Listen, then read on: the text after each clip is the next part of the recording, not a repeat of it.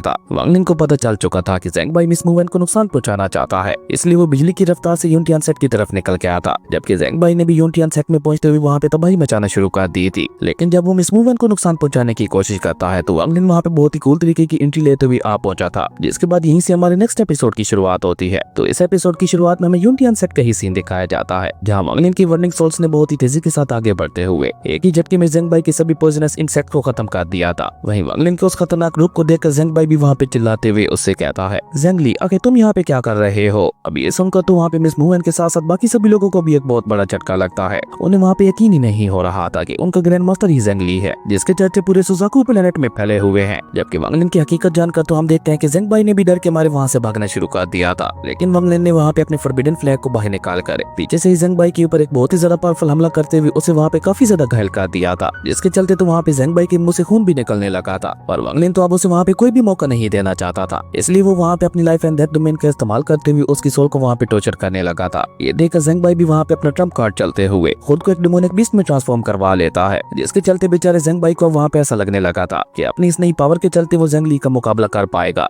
लेकिन उसकी ये गलतफहमी तब दूर हो जाती है जब वांग लिन ने अपनी लाइफ एंड डेथ के सेकंड लेयर को एक्टिवेट करते हुए ज़ेंग बाई की बॉडी को डिस्ट्रॉय करते हुए उसकी सोल को हमेशा हमेशा के लिए अपनी पेंटिंग के अंदर ही ट्रैप कर दिया था। यानी कि अब बेचारा ज़ेंग बाई दोबारा जन्म भी नहीं ले सकता था, और यही थी उसके लिए सबसे बड़ी सजा, जो देखकर तो किसी को भी वहाँ पे अपनी आंखों पे यकीन नहीं हो पा रहा था कि वांग लिन ने इतनी आसानी के साथ ज़ेंग बाई जैसे खतरनाक दुश्मन को खत्म कर दिया। लेकिन इस बीच मूवमेंट जिसकी हालत वहाँ पे और भी ज्यादा बिगड़ चुकी थी, वो अचानक ही वहाँ पे बेहोश होकर नीचे गिरने लगती है। लेकिन वो वहाँ पे नीचे गिर पाती है उससे पहले ही हम देखते हैं कि वांग लिन उसे सहारा देते हुए एक रूम के अंदर आ गया था, जहाँ पे आते साथ ही वांग लिन ने अपने गॉड स्पिरिचुअल स्टोन्स का इस्तेमाल करते हुए उसके चारों तरफ एक लाइफ सेविंग इंफॉर्मेशन को बना दिया था। और उस लाइफ सेविंग इंफॉर्मेशन की वजह से मिस मूवन को देखते ही देखते थोड़ी ही देर में होश आ गया था, जहाँ होश में आते साथ ही वो वहाँ पे वांग लिन से सिर्फ एक ही बात कहती है कि आप मुझे दोबारा कभी भी छोड़कर मत जाना, जिसके लिए तो वांग लिन भी वहाँ पे मान चुका था। जबकि वांग लिन को मास्टर सोंग और मास्टर लूफी से ये भी पता चल गया था कि ये सब मिस मूवन के साथ इसलिए हो रहा है क्योंकि वो नेशन सोरियाला में ब्रेक थ्रू नहीं कर पा रही, और हर बार जब वो ब्रेक थ्रू करने की कोशिश करती है तो उसका लाइफ स्पैन और भी ज्यादा कम हो जाता है। जो सुनकर वांग लिन भी वहाँ पे समझ चुका था कि मूवन को बचाने का बस एक ही रास्ता है, उसे किसी भी हालत में मूवन का ब्रेक थ्रू करवाना होगा। जबकि वांग लिन ने वहाँ पे अनाउंस करते हुए उन सभी से भी कह दिया था कि मैं ज़ेंग ली हूँ, इसके बारे में कभी भी किसी को भी पता नहीं चलना चाहिए। उसके बाद वो मिस मूवन को लेकर आइस कोल्ड लैंड में आ गया था, जहाँ पे उसने जाओ जी के आइस पकोडा टावर का इस्तेमाल करते हुए मिस मूवन को सोल पावर प्रोवाइड करना शुरू कर दी थी, जिसके चलते तो मिस मूवन को भी दोबारा से वहाँ पे होश आ गया था। और होश में आते ही वो जल्दी से इमोशनल होते हुए दोबारा वांग लिन से मिलने के लिए आ जाती है, जहाँ वांग लिन भी उसे अपने साथ बिठाकर उसे अपनी मोटर रियलम की जर्नी के बारे में बताने लगा था, और साथ साथ उसे मोटर पकोडा टावर की एनर्जी लगातार मिस मूवन की बॉडी के अंदर जा रही थी। तभी मिस मूवन वहाँ पे अपने पास से यूनिटियन सेट के मास्टर्स के सोल बलट्स को बाहर निकालकर उन्हें वहाँ पे वांग लिन को देते हुए कहती है, मैं चाहती हूँ कि तुम इन्हें वापस उनके हवाले कर दो, क्योंकि अगर मैं यहाँ पे मर जाती हूँ तो वो बेचारे सभी लोग खामखा ही मेरे साथ मारे जाएंगे। अब ये मरने वाली बात सुनकर तो हम देखते हैं कि वांग लिन ने जल्दी से आगे बढ़ते हुए उसे वहाँ पे हक कर लिया था, और वहाँ पे चिल्लाते हुए उससे कहने लगा था कि नहीं तुम्हें कुछ भी नहीं हो सकता, मैं तुम्हें कुछ भी नहीं होने दूंगा, फिर चाहे मुझे उसके लिए कुछ भी क्यों न करना पड़े। और वांग लिन के इतने ज्यादा प्यार को देखकर तो मिस मूवन की आंखों में भी आंसू आ चुके थे। जबकि वांग लिन को वहाँ पे तलाश थी एक 6 ग्रेड की पिल की, जो कि अभी के लिए मिस मूवन की जान बचा सकती थी, और वो पिल आज से पूरे 7 दिनों बाद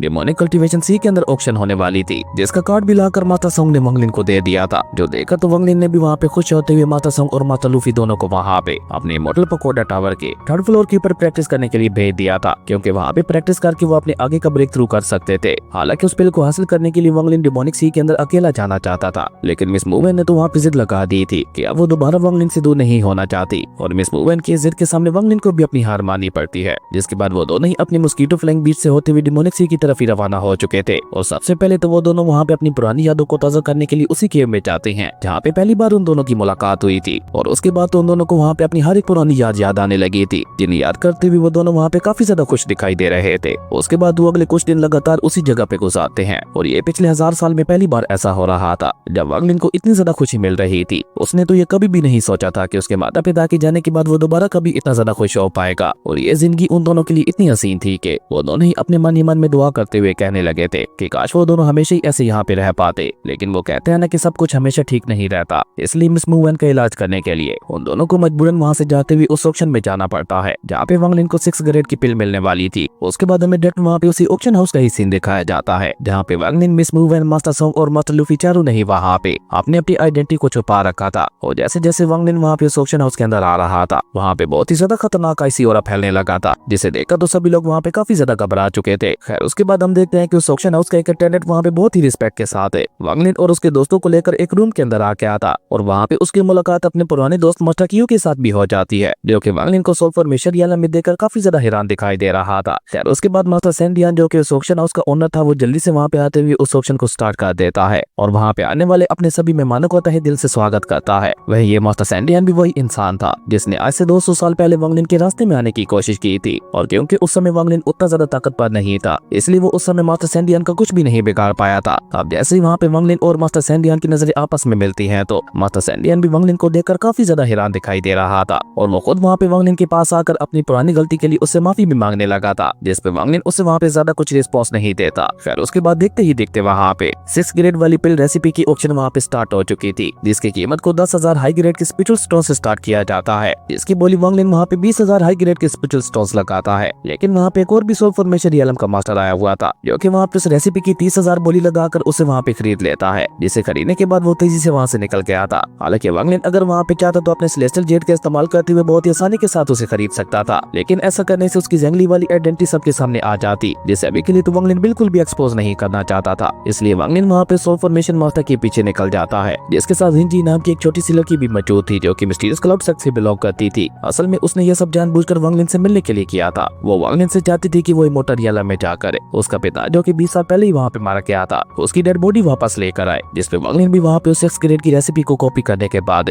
वो रेसिपी उसे वहाँ पे वापस करते हुए कहता है कि अभी मेरे पास इन बातों के लिए बिल्कुल भी समय नहीं है, और उसकी रेसिपी को कॉपी करने के बदले में वांग लिन ने उसे वहाँ पे 20,000 हाई ग्रेड के स्पिरिचुअल स्टोन्स भी दे दिए थे। खैर उसके बाद वांग लिन सीधा वहाँ से अपने आइस पकोडा टावर में वापस आ गया था, जहाँ पे 6 ग्रेड की रिटर्निंग ओरिजिन पिल को रिफाइन करने के लिए उसने वहाँ पे ओ यंग जी को भी बुला लिया था, जो कि पिल रिफाइनिंग में काफी ज्यादा माहिर था। लेकिन उस 6 ग्रेड की पिल को बनाने के लिए 137 से भी ज्यादा मटेरियल्स की जरूरत पड़ने वाली थी, जिन्हें तलाश करने के लिए वांग लिन ने पूरे की पूरे यूनियन सेट को इसी काम में लगा दिया था, जिन्हें लीड कर रहा था खुद ओ यंग जी। वो उन सारे मटेरियल्स की तलाश करने के लिए अपना 100% दे रहा था, क्योंकि उसे पिल रिफाइनिंग से बहुत ज्यादा ऑब्सेशन था, और अब तो उसने वहाँ पे ठान ली थी कि वो 6 ग्रेड की पिल को बना के रहेगा। और इसी बीच हम देखते हैं कि वांग लिन एक डिवाइन लोटस फ्लावर को लेने के लिए भी चला गया था, जो कि पूरे 300 सालों में सिर्फ एक बार ही उगता था। हालांकि उसे एक और सोल फॉर्मेशन यालम का मास्टर हासिल करना चाहता था, लेकिन वांग लिन उसे जल्दी से लेकर वहाँ से भाग निकला था, और जब वो लोग उसे वहाँ पे रोकने की कोशिश करते हैं तो वांग लिन ने अपने फॉरबिडन फ्लैग को बाहर निकालकर उन सभी को वहाँ पे डरा दिया था। और इस तरह अब ओ यंग जी के पास 100 मटेरियल्स इकट्ठा हो चुके थे, लेकिन वो अभी तक भी सेटिस्फाइड नहीं था। वो जल्द से जल्द 137 मटेरियल्स को पूरा करना चाहता था। ऊपर से वांग लिन भी अलग अलग कंट्रीज में जाकर बाकी बचे हुए मटेरियल्स को तलाश कर रहा था, और उन मटेरियल्स को पाने के लिए उसे चाहे पूरे क्लैन के साथ ही फाइट क्यों न करनी पड़ती, वो पीछे नहीं हट रहा था। और हर बार वो मिस मूवन के जागने से पहले वापस भी आ जाया करता था, ताकि मिस मूवन को कोई परेशानी ना हो। खैर उसके बाद वांग लिन एक लेक्चर को हासिल करने के लिए इंडियन सेट के अंदर चला गया था, जहाँ पे उसका मुकाबला एक सोल फॉर्मेशन रियलम के लेट स्टेज के कल्टीवेटर के साथ होता है, जिसका मुकाबला करने के लिए वांग लिन को भी काफी ज्यादा परेशानी का सामना करना पड़ रहा था। जबकि पीछे की तरफ हम देखते हैं कि मिस मूवन तो काफी ज्यादा घबरा चुकी थी, क्योंकि वांग लिन को वहाँ से गए हुए 2 महीने से भी ज्यादा का समय गुजर चुका था, और हर गुजरते पल के साथ मिस मूवन की हालत वहाँ पे बद से बदतर होती चली जा रही थी। इवन हम देखते हैं कि उसकी गॉड फॉर्मेशन को भी अब पूरी तरह से डेथ एनर्जी ने घेर लिया था, जिसके चलते तो मिस मूवन वहाँ पे अपनी आखिरी सांसें गिनने लगी थी, जो देखकर वो तीनों एल्डर्स भी अपनी एनर्जी को कंबाइन करके मिस मूवन की डेथ एनर्जी को सप्रेस करने की कोशिश करते हैं। लेकिन वो तीनों मिलकर भी वहाँ पे ऐसा नहीं कर पा रहे थे, जिसके चलते तो वहाँ पे लगने लगा था कि मिस मूवन आज यहाँ पे अपनी जान से हाथ धो ही बैठेगी। पर तभी अचानक से वहाँ पे वांग लिन की एंट्री होती है, जिसने वहाँ पे आते साथ ही एक ही झटके के साथ अपनी डिवाइन एनर्जी का इस्तेमाल करते हुए उस डेथ एनर्जी को पूरी तरह से सप्रेस कर दिया था, जिसके चलते मिस मूवन को भी दोबारा वहाँ पे होश आ चुका था। वहीं वांग लिन भी उसे वहाँ पे गले से लगाते हुए उस आखिरी एलेक्जर को भी मास्टर ओ यंग जी के हवाले कर देता है, और उसे वहाँ पे आदेश देते हुए कहता है कि जितना जल्दी हो सके 6 ग्रेड की पिल को रिफाइन करो। लेकिन 6 ग्रेड की पिल को रिफाइन करना इतना ज्यादा आसान भी नहीं होने वाला था, इसलिए मास्टर ओ यंग जी भी बार बार इसमें नाकाम होते जा रहे थे, क्योंकि आज से पहले उन्होंने कभी भी एक 6 ग्रेड की पिल को रिफाइन नहीं किया था। हालांकि वो बार बार फेल होते हुए 5th लेवल की पी की पिल बना चुके थे, लेकिन फिर भी ये मिस मूवन की जान बचाने के लिए काफी नहीं थी। जबकि वांग लिन को वहाँ पे इस बात का भी एहसास था कि वो मिस मूवन की जान बचा करे जब उसे नेसेंस और रियल में ब्रेक थ्रू करवाएगा तो हेवन जरूर से इसमें इंटरफेयर करेगा, क्योंकि ये हेवन के रूल्स के खिलाफ था, और जो कोई भी कल्टीवेटर हेवन के रूल्स के खिलाफ जाता है हेवन उसे रोकने की कोशिश जरूर से करता है। इसलिए वांग लिन ने वहाँ पे यूनियन सेट के अंदर बैन फॉर्मेशंस को लगाना शुरू कर दिया था, ताकि जब वो मिस मूवन को ब्रेक थ्रू करवाए तो वो आसानी से उस हेवनली रेवोल्यूशन का मुकाबला कर सके। और इसी तरह वहाँ पे उन बैन फॉर्मेशंस को लगाते हुए वांग लिन को 3 साल से भी ज्यादा का समय गुजर चुका था, और उन बैन फॉर्मेशंस को लगाने के बाद वांग लिन अपना सारा समय मिस मूवन के साथ ही गुजारने लगा था।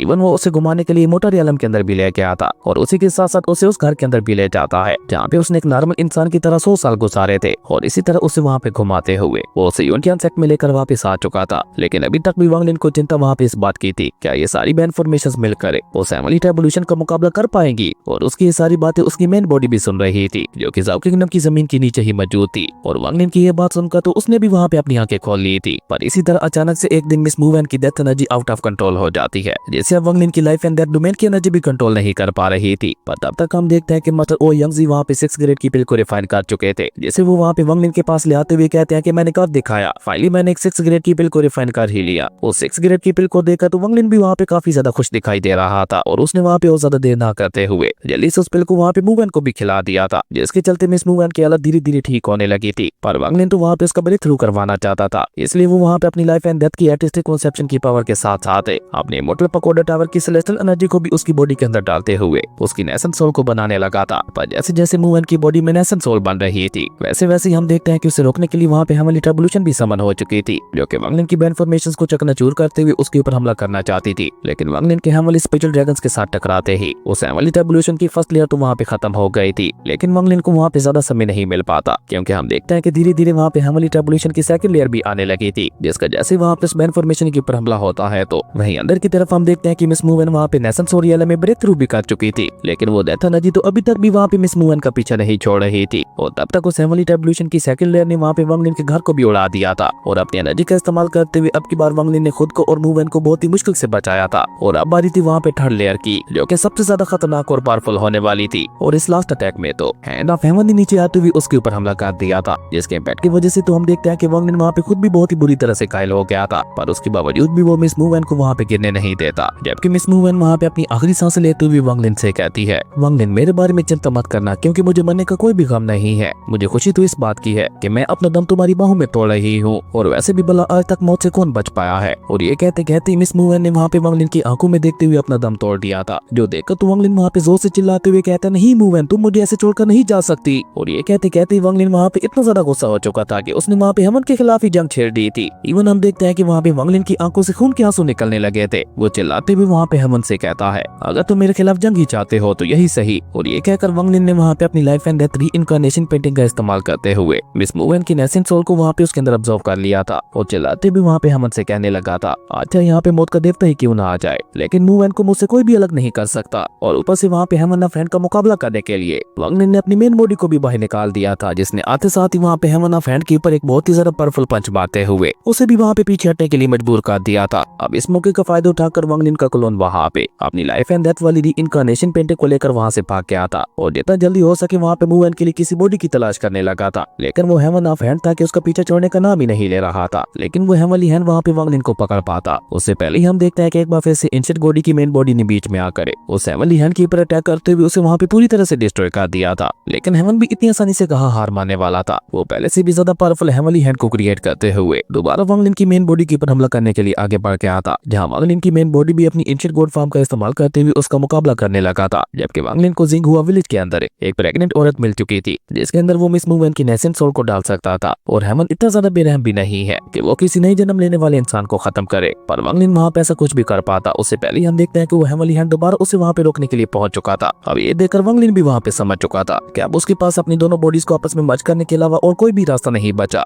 इसलिए वो जल्दी से अपनी दोनों बॉडीज को आपस में मर्ज कर देता है, जो कि जैसे ही दोनों आपस में मर्ज होती है तो उसके एक नया रूप निकल कर आता है, जो कि दिखने में काफी ज्यादा कूल दिखाई दे रहा था। और उसने मिस मूवन की नेसेंट सोल को अपनी गोद में उठा रखा था, जहाँ वांग लिन की एक आंख फ्लेम पावर को रिप्रेजेंट कर रही थी तो दूसरी आंख आइस पावर को रिप्रेजेंट कर रही थी। ये था वांग लिन का ट्रू एंशिएंट गॉड वाला रूप, जिसका वांग लिन आज पहली बार इस्तेमाल करने जा रहा था। लेकिन अब हेवन भी ठान चुका था कि अगर वो मिस मूवन की सोल बॉडी को अपने साथ नहीं ले जा सकता तो वो उसे यहीं पे डिस्ट्रॉय कर देगा। इसलिए हेवन ने मिस मूवन की सोल के ऊपर जानलेवा हमला कर दिया था, जिसे रोकने के लिए वांग लिन ने बीच में आते हुए वहाँ पे उस अटैक को अपने ऊपर ले लिया था। और उसी के साथ साथ उसने मिस मूवन की सोल बॉडी के चारों तरफ एक प्रोटेक्टिव बैरियर लगाते हुए उसे वहाँ पे उस प्रेग्नेंट लेडी की तरफ भेजना शुरू कर दिया था। अब जैसे ही हेवनली हैंड को वहाँ पे वांग लिन के इरादे के बारे में समझ आता है तो वहाँ पे एक और हेवन ऑफ हैंड अपीयर हो चुका था। लेकिन वांग लिन वहाँ पे बहुत ही मुश्किल के साथ उन दोनों हेवनली हैंड्स का मुकाबला करते हुए मिस मूवन की सोल को वहाँ पे उस प्रेग्नेंट लेडी के अंदर डाल चुका था। और ऐसा होते ही अचानक से वहाँ पे सब कुछ शांत हो जाता है। लेकिन भले अभी के लिए वहाँ पे सब कुछ शांत हो चुका था, लेकिन वांग लिन को वहाँ पे इस बात का भी एहसास था कि जैसे मिस मूवन दोबारा 19 साल की होगी, हेवन दोबारा उसकी जान लेने की कोशिश करेगा। और ये पता चलते ही हम देखते हैं कि गॉड वांग लिन ने वहाँ पे आगे बढ़ते हुए बहुत ही कूल तरीके के साथ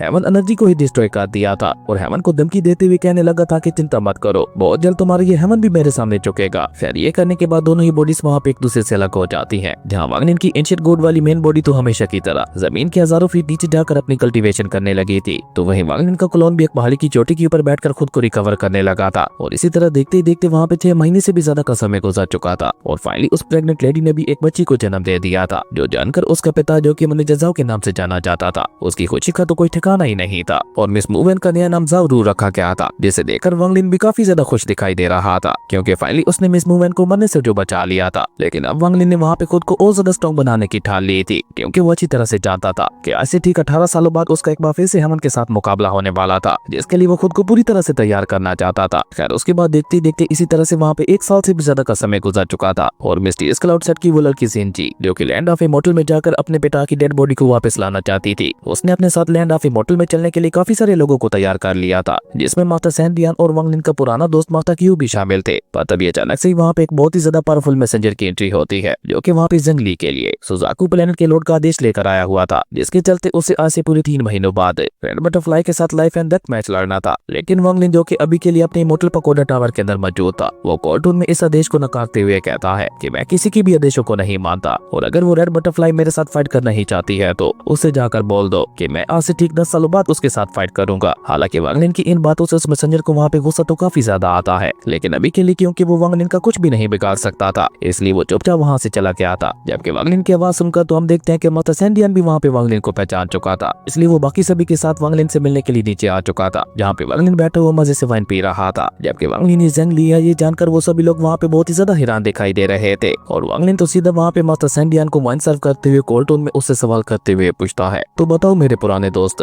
आखिर तुम लैंड ऑफ इमॉर्टल के अंदर क्यों जा रहे हो? अब ये सुनकर तो मास्टर सैंडियन वहाँ पे एक पल के लिए खामोश हो गया था, पर वांगलिन के साथ अपनी दोस्ती को बरकरार रखने के लिए वो वहाँ पे वांगलिन को जवाब देते हुए बताता है कि मैं वहाँ पे जा रहा हूँ री-इनकार्नेशन फ्रूट को हासिल करने के लिए। असल में री-इनकार्नेशन फ्रूट एक ऐसा डिवाइन फ्रूट था जिसे अगर कोई भी सोल फॉर्मेशन रियलम का कल्टीवेटर खा लेता तो उसके नेक्स्ट रियलम में ब्रेक थ्रू करने के चांसेस 30 गुना से भी ज्यादा बढ़ जाते थे। और ये सारी बातें बताकर मास्टर सैंडियन वांगलिन को भी अपने साथ चलने की ऑफर देता है। इवन वो तो वहाँ पे वांगलिन के साथ री-इनकार्नेशन फ्रूट को भी आधा आधा बांटने के लिए रेडी हो चुका था, लेकिन वांगलिन इस बात के ऊपर कोई भी जवाब नहीं देता। लेकिन जब वांगलिन उसे वहाँ पे कोई भी जवाब नहीं देता तो मास्टर सैंडियन अपने दोस्तों को लेकर वहाँ से जाते हुए वांगलिन से कहता है कि हम लोग लैंड ऑफ इमॉर्टल के एंट्रेंस गेट के ऊपर अगले 1 महीने तक तुम्हारा इंतजार करेंगे, अगर तभी तुम वहाँ पे नहीं आए तो तब हम लोगों को मजबूरन अकेले ही आगे बढ़ना होगा। जबकि उनके जाने के बावजूद भी वांगलिन वहाँ पे उसी री-इनकार्नेशन फ्रूट के बारे में ही सोच रहा था, जिसका इस्तेमाल करते हुए अपनी ट्रू एंशिएंट गॉड वाली बॉडी की क्लींजिंग करवा सकता था, जिसके चलते उसके ब्रेक थ्रू करने के चांसेस भी बढ़ सकते थे। असल में ट्रू एंशिएंट गॉड बनने के लिए वांगलिन को अपनी बॉडी की क्लींजिंग तो करवानी ही थी और ये री-इनकार्नेशन फ्रूट उसके लिए बहुत ही अच्छा मौका था। जबकि वहीं दूसरी तरफ हम देखते हैं कि उस मैसेंजर ने रेड बटरफ्लाई को जाकर सारी सिचुएशन बता दी थी और वो मैसेंजर, जो कि रेड बटरफ्लाई को अपनी छोटी बहन मानता था, वो उसके लिए खुद जंग ली की जान लेना चाहता था। लेकिन रेड बटरफ्लाई उसे वहाँ पे रोकते हुए कहती है कि नहीं, उसकी जान तो खुद मैं अपने हाथों से लूंगी, बस एक बार लॉर्ड सुजाकू इसके लिए मान जाए, उसके बाद वो जंग ली मेरे हाथों से नहीं बचेगा। पर न जाने क्यों लॉर्ड सुजाकू उसे इतना ज्यादा समय दे रहे हैं, पता नहीं इस बात के पीछे अब क्या राज है। जबकि वहीं दूसरी तरफ हम देखते हैं कि वांगलिन रेड बटरफ्लाई के हेड का इस्तेमाल करते हुए उसके ऊपर पॉइजनस कस लगाता जा रहा था, जिसके चलते तो रेड बटरफ्लाई की हालत बद से बदतर होती चली जा रही थी और ये पता चलते ही वो वहाँ पे गुस्से से वांगलिन को गालियां देने लगी थी। जबकि वांगलिन तो खुद को फ्यूचर के लिए तैयार करने लगा था। सबसे पहले वो वहाँ पे गोड शूटिंग चैरियट वाले सिल्वर हॉर्न थंडर बीस्ट को बाहर निकालता है, जो कि अभी तक भी वांगलिन का आदेश नहीं मानता था, इसलिए वो गुस्से से वांगलिन के ऊपर हमला करने के लिए धीरे धीरे उसकी तरफ आगे बढ़ने लगा था, जो देखकर वांगलिन अपने बीच सर्कल से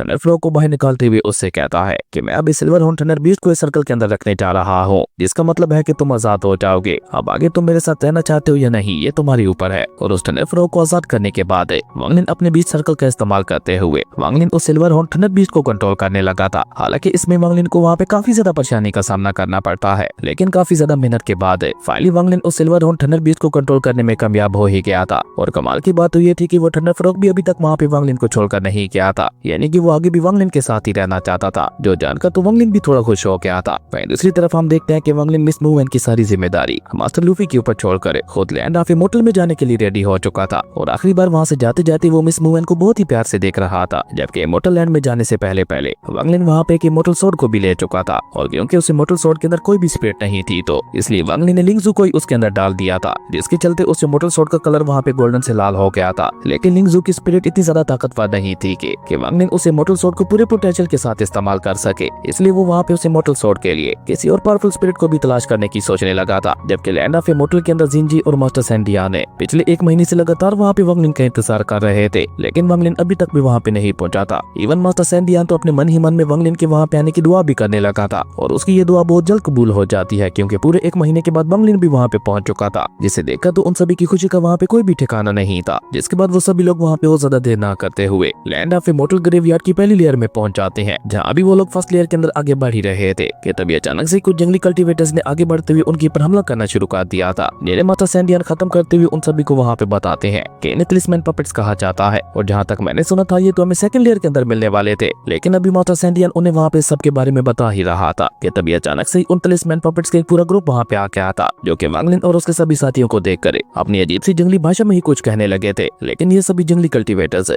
क्योंकि सिर्फ नेसन सूर्यालम के कल्टीवेटर्स थे, तो इसलिए हम देखते हैं कि वांग लिन और बाकी सभी ने मिलकर बहुत ही आसानी के साथ उन सभी को खत्म कर दिया था। लेकिन तभी अचानक से वहाँ पे शमन नाम के कुछ अजीब से डिमोनिक बीस्ट ने आते हुए उनके ऊपर हमला कर दिया था, जिनसे बचने के लिए वो सभी लोग वहाँ पे अलग अलग हो जाते हैं, जो देखकर मास्टर सैंडियन वहाँ पे चिल्लाते हुए उन सभी से कहता है हम सभी लोग थर्ड लेयर के इंट्रेंस गेट पे मिलेंगे। लेकिन एक शमन तो वहाँ पे पूरी तरह से वांग लिन के पीछे पड़ चुका था, वो वहाँ पे वांग लिन का पीछे छोड़ने का नाम ही नहीं ले रहा था। इवन देखते ही देखते वो वहाँ पे जंगली कल्टीवेटर वाली फॉर्म में आ गया था, जहाँ उसकी बॉडी के ऊपर काफी सारे एंशिएंट रून सिंबल्स भी बने हुए थे जो कि उसे वहाँ पे पावर प्रोवाइड कर रहे थे, जो देखकर वांग लिन ने भी वहाँ पे अपनी सेलेस्टियल इमॉर्टल स्वॉर्ड का इस्तेमाल करके वहाँ पे उसके ऊपर हमला करते हुए उस शमन की जान ही ले ली थी। और ये सब वहाँ पे इतना जल्दी हुआ था कि बेचारे उस शमन को समझने का मौका ही नहीं मिल पाया था। खैर उसे खत्म करने के बाद वांग लिन सीधा वहाँ पे थर्ड लेयर की तरफ आगे बढ़ चुका था, जहाँ पे रास्ते में उसे 2 वर्ल्ड मैन दिखाई देते हैं, जहाँ पे एक ओल्ड वर्ल्ड मैन एक ड्रैगन को खत्म करते हुए अपने उस पोते से कहता है जाओ जाकर अपनी कल्टीवेशन को स्टार्ट करो, जिसपे वो यंग मैन भी कल्टीवेशन के नाम पर उस ड्रैगन ब्लड का इस्तेमाल करते हुए अपनी बॉडी के ऊपर रूस बनाने लगा था, जो देखकर वांग लिन भी वहाँ पे सारा माजरा समझ चुका था कि आखिर ये वर्ल्ड मैन पावर लेते कहाँ से हैं। जबकि इस बीच उस ओल्ड मैन ने वहाँ पे वांग लिन के औरा को भी महसूस कर लिया था और ये महसूस होते ही वो वहाँ पे वांग लिन के पास आकर वहाँ पे कोल्ड टून में उससे कहता है मुझे पता है तुम एक अच्छे इंसान हो, इसलिए मैं तुम्हें एक मौका दे रहा हूँ, चुपचाप चले जाओ यहाँ से, क्योंकि एग्रीमेंट के मुताबिक कोई भी आउटसाइडर यहाँ पे नहीं आ सकता। असल में ये लोग पहले सुजाकू किंगडम में ही रहा करते थे, लेकिन एक बहुत बड़ी जंग के बाद इन्हें इस तरह से अपनी जान बचाते हुए अंडरग्राउंड में आना पड़ा था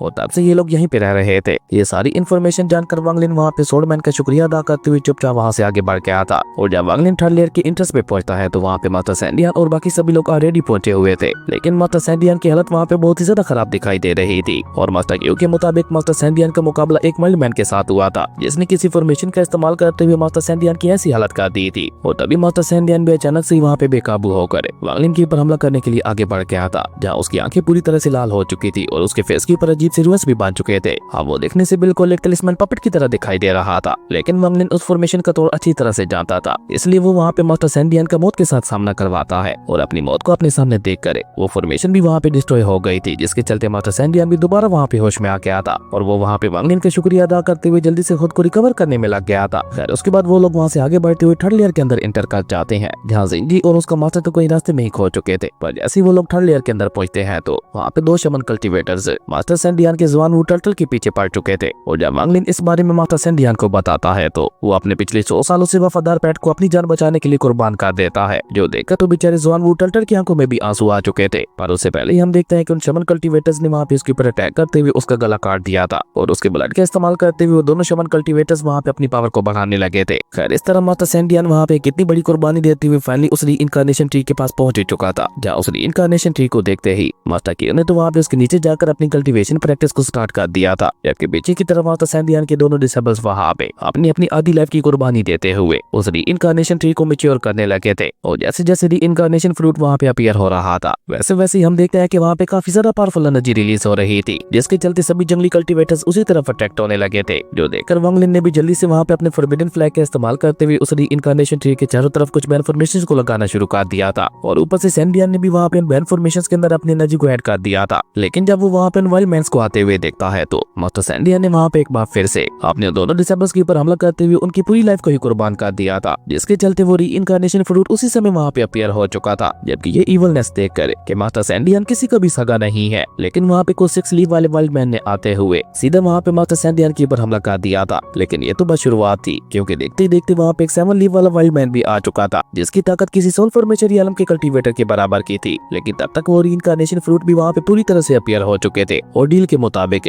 मास्टर सैंडियन ने 2 रीइंकार्नेशन फ्रूट्स को अपने पास रखते हुए एक वहाँ पे वांग लिन के हवाले कर दिया था, जबकि डील के मुताबिक वांग लिन भी वहाँ पे उस रीइंकार्नेशन ट्री को उखाड़कर अपने पास रख लेता है। जबकि बाहर की तरफ हम देखते हैं कि तब तक वो वाइल्ड मैन से उस बैन फॉर्मेशन को पूरी तरह से डिस्ट्रॉय कर चुके थे। ये देखकर वांग लिन, मास्टर सैंडियन और मास्टर क्यू तीनों ही वहाँ पे अलग अलग दिशा की तरफ निकल जाते हैं। वहीं वांगलिन ने तो अपनी सेलेस्टियल इमोर्टल स्वॉर्ड को भी बाहर निकाल लिया था और उसके रास्ते में जो कोई भी शमन आ रहा था वो उसे वहाँ पे काटते हुए आगे बढ़ता चला जा रहा था। जबकि पीछे की तरफ हम देखते हैं कि उन शमन कल्टीवेटर्स ने माता सैंडियन को वहाँ पे चारों तरफ से घेरते हुए उसे वहाँ पे बहुत ही बुरी तरह से मारना शुरू कर दिया था। यानी कि माता सैंडियन का खेल तो ऑलमोस्ट वहाँ पे खत्म ही हो चुका था। बुरे काम का बुरा नतीजा, जिस चीज को पाने के लिए उसने इतनी ज्यादा मेहनत की थी, उस चीज को पाने के बाद अब वो खुद ही यहाँ पे मारा जा चुका था। जबकि माता क्यू को तो उन लोगों ने वहाँ पे अपना पपेट ही बना लिया था। वही वांगलिन के पीछे वो 7th लीव वाला वाइल्ड मैन पड़ चुका था जिसका नाम चिमी था और वो किसी भी हालत में वांगलिन की जान लेना चाहता था। इसलिए वो वहाँ पे वांगलिन के पीछे पीछे सेकंड लेयर के अंदर आ चुका था, जहाँ जैसे ही चिमी पीछे से वांगलिन के ऊपर अटैक करने की कोशिश करता है तो वांगलिन भी वहाँ पे अपने सेलेस्टियल इमोर्टल स्वॉर्ड का इस्तेमाल करते हुए उसके साथ फाइट बैक करने लगा था। और उसी के साथ साथ वांगलिन ने वहाँ पे अपने गोड शूटिंग चैरियट को बाहर निकालकर वहाँ पे उसके सिल्वर हॉर्न थंडर बीस्ट को भी आजाद कर दिया था। और बेचारा चिमी वहाँ पे कुछ भी सोच या समय पाता उससे पहले ही उस सिल्वर हॉर्न थंडर बीस्ट ने वहाँ पे उसकी सोल को ही निकल लिया था, जिसके चलते उसकी बॉडी तो खुद ब खुद ही वहाँ पे राख में बदल चुकी थी। जिसके बाद वांगलिन भी वहाँ पे बहुत ज्यादा देर ना करते हुए जल्दी से वहाँ पे अपने गोड शूटिंग चैरियट को वापस रख के सेकंड लेयर से होते हुए फर्स्ट लेयर में आ चुका था। जबकि इस बीच एक ओल्ड वाइल्ड मैन लगातार उसके ऊपर नजर रखे हुए था, लेकिन वांगलिन तो वहाँ पे बहुत ही चालाकी के साथ उसे चकमा देते हुए अपने हेमली पल के अंदर चला गया था, जिसके चलते उस ओल्ड वाइल्ड मैन को वहाँ पे वांगलिन को कहीं भी महसूस नहीं हो पा रहा था। इसलिए वो समझता है कि शायद वांगलिन यहाँ से भागने में कामयाब हो गया और ये सोचकर वो वहाँ पे बुरा सबूत बनाते हुए वहाँ से वापस चला गया था। अगले 15 दिनों तक वांगलिन अपने हेमली पल के अंदर ही रुककर इंतजार करता है और जब 15 दिनों के बाद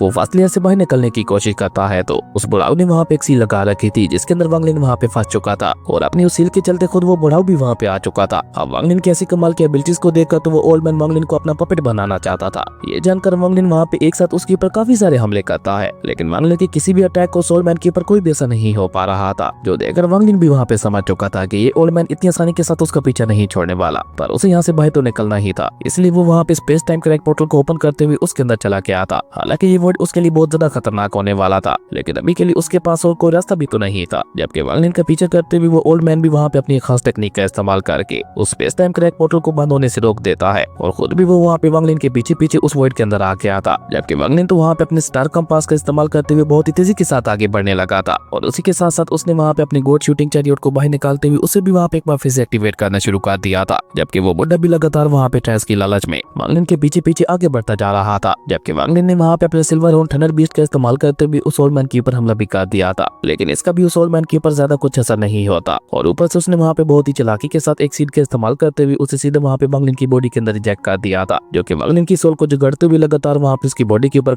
जो देखकर वो ओल्ड मैन वहाँ पे एक कमीनी स्माइल करते हुए वांगलिन से कहता है, अब अगर तुम यहाँ पे मरे नहीं तो मेरे पपेट जरूर से बन जाओगे। ये जानकर तो वांगलिन को भी वहाँ पे बहुत ज्यादा गुस्सा आ चुका था, इसलिए वो अपनी सेलेस्टियल इमोर्टल स्वॉर्ड का इस्तेमाल करके लगातार वहाँ पे एक साथ ही उसके ऊपर काफी ज्यादा हमले करते हुए अपने स्टार कंपास की मदद से वहाँ पे बहुत ही तेजी के साथ भागने लगा था। जबकि साथ ही साथ हम देखते हैं कि उस सीन ने वहाँ पे वांगलिन की बॉडी के ऊपर एक दरख्त की तरह कब्जा करना शुरू कर दिया था। पर तभी वांगलिन को वहाँ पे एक आइडिया आता है और वो वहाँ पे वुड एलिमेंट के तौर पर उसे वहाँ पे हेमली पल को ऑब्जर्व करवाने लगा था। इससे वांगलिन एक तीर से दो शिकार करने वाला था। एक तो वांगलिन खुद वहाँ पे बच जाने वाला था, उसी के साथ उसके हेमली पल को वुडन एलिमेंट भी मिल जाने वाला था। हालांकि इस प्रोसेस में वांगलिन को वहाँ पे काफी ज्यादा तकलीफ हो रही थी, पर वांगलिन वहाँ पे अपनी उन सारी तकलीफों को बर्दाश्त करते हुए फाइनली वहाँ पे अपने हेमली पल को वहाँ पे वुडन एलिमेंट की पावर ऑब्जर्व करवा ही देता है, जिसके चलते वो खुद भी वहाँ पे आजाद हो चुका था। और अब तो वांगलिन ने अपना पूरा फोकस अपने स्टार कंपास को ही भगाने की ऊपर लगा दिया था, जिसके चलते वो ओल्ड मैन चाहकर भी वहाँ पे वांगलिन के आसपास नहीं आ पा रहा था। ये देखकर अब वो ओल्ड मैन वहाँ पे थोड़ा घबरा चुका था और वो जितना जल्दी हो सके वो वापस अपने लैंड ऑफ इमॉर्टल ग्रेवयार्ड के अंदर जाना चाहता था, लेकिन अब वांगलिन उसे वहाँ से वापस नहीं जाने दे रहा था। और इसी तरह उन्हें वहाँ पे 4 महीने से भी ज्यादा का समय गुजर चुका था, जिसके चलते अब धीरे धीरे वो ओल्ड मैन भी वहाँ पे कमजोर पड़ने लगा था। जबकि वांगलिन तो वहाँ पे उसे तंग करते हुए उसके पूरे मजे ले रहा था। पर इन 4 महीनों की लगातार मेहनत के बाद वो ओल्ड मैन उस वॉइड गेट पोर्टल के भी काफी ज्यादा क्लोज पहुंच चुका था, लेकिन वांगलिन ने वहाँ पे अपनी सेलेस्टियल इमॉर्टल स्वॉर्ड के एक अटैक के साथ उस वॉइड गेट पोर्टल को पूरी तरह से बंद कर दिया था, जिसके चलते तो वो बुड्ढा वहाँ पे हमेशा के लिए फंस चुका था। जबकि बाहर की तरफ हमें जाओ किंगडम का सीन दिखाया जाता है, जहाँ पे वांगलिन की मेन बॉडी उसके क्लोन को बाहर निकालने के लिए अपनी पूरी कोशिश कर रही थी और तभी उसकी मुलाकात वहाँ पे जिंजी और सोल मास्टर के साथ होती है। हालांकि मास्टर गोंगसुन वांगलिन को देखकर उसके ऊपर अटैक करने की भी कोशिश करता है, लेकिन वांगलिन ने वहाँ पे अपने सिर्फ एक ही पंच के साथ उसके अटैक को डिस्ट्रॉय करते हुए वहाँ पे उल्टे एक मैन फॉर्मेशन को बना दिया था, जिसके चलते वो दोनों ही वहाँ पे फंस चुके थे। जो देखकर जिंजी वहाँ पे वांगलिन के सामने एक इमोशनल ड्रामा करते हुए वहाँ पे बहुत ही चालाकी के साथ मास्टर गोंगसुन को वहाँ पे वांगलिन के ऊपर हमला करने के लिए कहती है, पर ये उसकी लाइफ की सबसे बड़ी गलती थी, क्योंकि हम देखते हैं कि वांगलिन ने वहाँ पे बहुत ही कूल तरीके के साथ मास्टर गोंगसुन की स्वॉर्ड को डिस्ट्रॉय करते हुए उसके पेट में एक बहुत ही ज्यादा पावरफुल पंच मार दिया था, जिसके चलते तो मास्टर गोंगसुन की सारी हड्डियां ही वहाँ पे टूट जाती हैं। और उसके बाद वांगलिन उन दोनों को वहाँ पे वॉइड गेट के अंदर भेज कर उनकी बॉडीज के अंदर अपने 2 ब्लड ड्रॉप्स को डालते हुए कहता है, जितना जल्दी हो सके यहाँ पे वांगलिन को ढूंढ ढूंढो। अगर तुम दोनों वांग लिन को ढूंढने में कामयाब हो जाते हो तो मैं तुम दोनों को जिंदा छोड़ दूंगा। और ये सारी बातें वांग लिन के क्लोन को भी पता चल चुकी थी, इसलिए वो वहाँ पे अपनी मेन बॉडी के ब्लड को डिटेक्ट करते हुए बहुत ही तेजी के साथ उन्हीं की तरफ आगे बढ़ने लगा था। और कुछ दिनों के सफर के बाद ही वांग लिन ने उस वर्ल्ड के अंदर उन दोनों को वहाँ पे ढूंढ लिया था। और उनसे मिलते ही वांग लिन ने जल्दी से वहाँ पे उनकी बॉडी से अपनी मेन बॉडी के ब्लड को बाहर निकाल लिया था, जिसके चलते वांग लिन की मेन बॉडी को भी उसकी लोकेशन के बारे में पता चल चुका था। इसलिए मेन बॉडी स्पेसिफिक उसी जगह का पोर्टल ओपन करते हुए वांग लिन को वहाँ पे बाहर निकाल लेती है, जबकि उन दोनों को वांग लिन ने वर्ल्ड के अंदर ही छोड़ दिया था। खैर उसके बाद वांग लिन का क्लोन वहाँ पे उस रीइंकार्नेशन फ्रूट का इस्तेमाल करते हुए अपनी मेन बॉडी की क्लीजिंग करने लगा था, जिसके चलते अब वो वाकई एक प्योर एंशिएंट गॉड में ट्रांसफॉर्म हो चुका था, क्योंकि अब वो पहले से 30 गुना ज्यादा प्योर हेवन एंड अर्थ की एनर्जी को ऑब्जर्व कर सकता था। और अपनी मेन बॉडी को उसमें कामयाब होते हुए देखकर वांग लिन का क्लोन काफी ज्यादा खुश दिखाई दे रहा था। और इसी तरह देखते ही देखते वहाँ पे 3 साल से भी ज्यादा का समय गुजर चुका था। खैर उसके बाद सीन चेंज होता है, हमें जिंगहुआ विलेज का सीन दिखाया जाता है, जहाँ पे एक इमोर्टल मास्टर अपने लिए किसी कल्टीवेटर की तलाश कर रहा था। और ये टैलेंट उसे ज़ारू यानी मूवमेंट के अंदर दिखाई देता है, इसलिए वो मास्टर खुश होते हुए ज़ारू को लेकर अपने सेट की तरफ जाने लगा था।